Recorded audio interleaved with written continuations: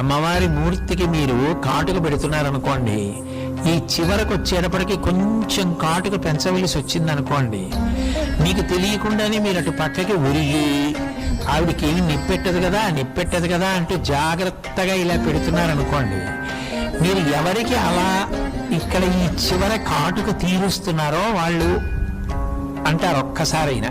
అప్పుడు మీ మీద ఆ కలగంటి చూపు పడిందా లేదా అంటే, అమ్మో కంటికి కాటుక పెడుతున్నా అది అమ్మవారి కన్ను, అంత గొప్ప కన్ను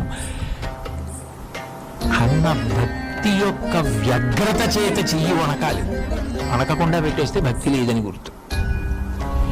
అమ్మో చెయ్యి ఉడుకుతోంది, కబుక్కుని కంట్లో ఏ గుడ్డుకో ఉరిపిడి తగులుతుందేమో అన్న భావన చేత ఊపిరి బిగించి ఎంతో జాగ్రత్తగా ఇలా వాలిపోయి పెడుతున్నారనుకోండి, ఆ రోజుని మీ మీద కటాక్షం పడి కటాక్ష శ్లోకం చెప్పడానికి